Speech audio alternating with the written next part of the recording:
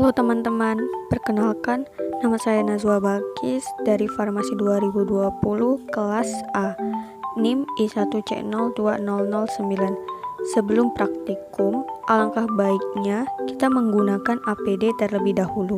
APD yang digunakan ada jas lab, kemudian ada masker, dan sarung tangan. Mari kita lakukan praktikum kapsul 1 dan kapsul 2. Resep yang akan digunakan pada kapsul 1 itu ada amoxicillin tablet sebanyak 125 mg dan laktosum secukupnya. Buat 10 kapsul pulveres. Alat-alat yang digunakan, yang pertama ada stemper dan motir, yang kedua ada kertas perkamen, dan yang ketiga ada sendok. Perhitungan bahan untuk penimbangan. Kapsul yang saya gunakan adalah kapsul nomor 3, yaitu bobot untuk satu kapsulnya 200 mg. Sedangkan yang dibuat itu 10 kapsul, berarti bobotnya 2000 mg. Bobot amoxicillin sendiri itu 1250 mg dan laktosum 750 mg. Setelah serbuk pulveres yang telah jadi, kita bagi menjadi 2 kertas perkamen.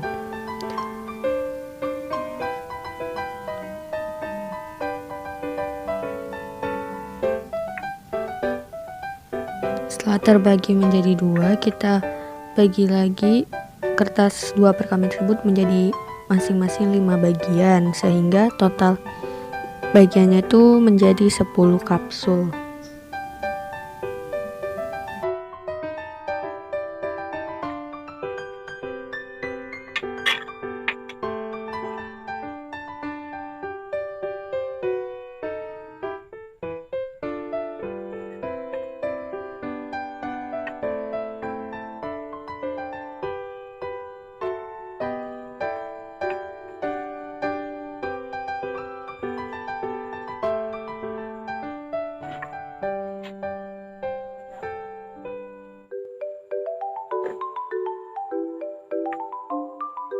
Dan ini cangkang kapsul nomor 3 yang berisi 200 mg.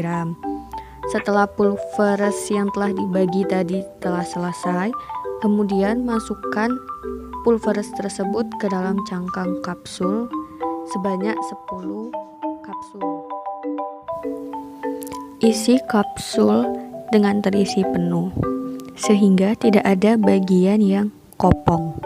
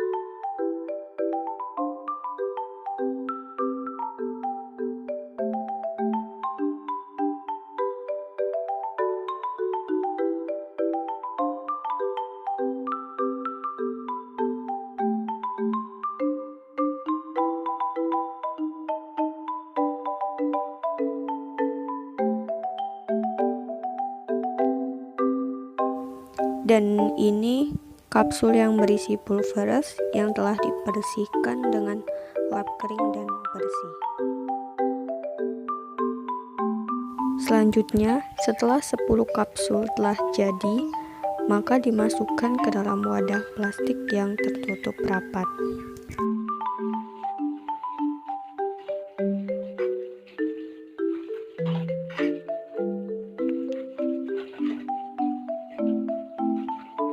Kemudian beri etiket yang berwarna putih karena cara penggunaannya melalui mulut atau melalui pencernaan.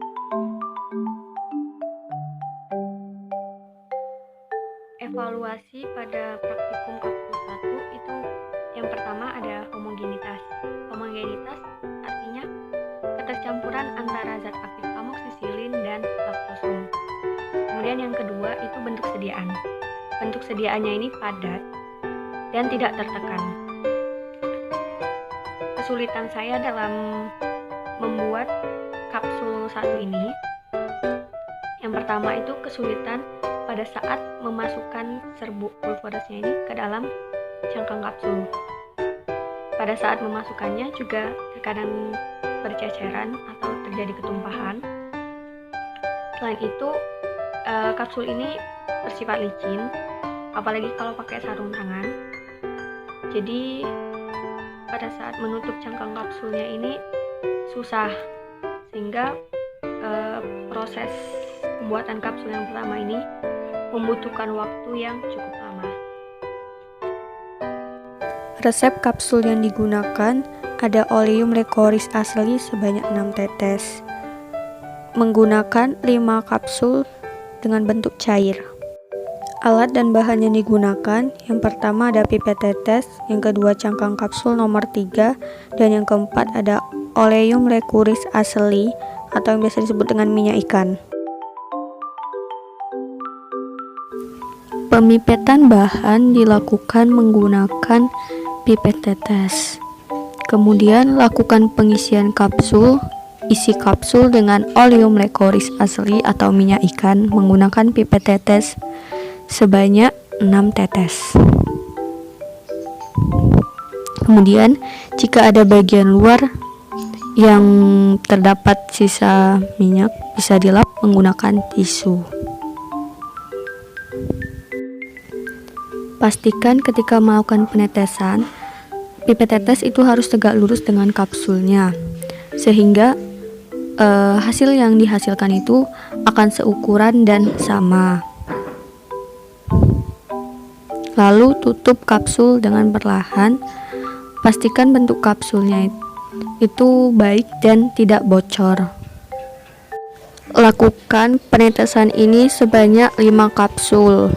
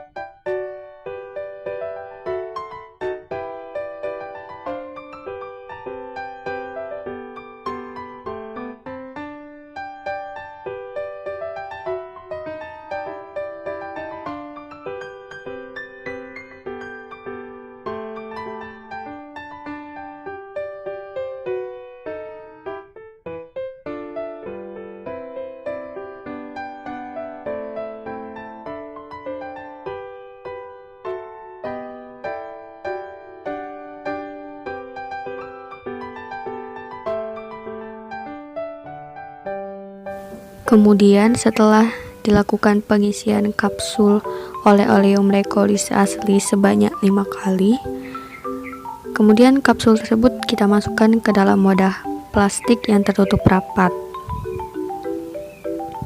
Seperti ini. Tahap terakhir, kita beri etiket.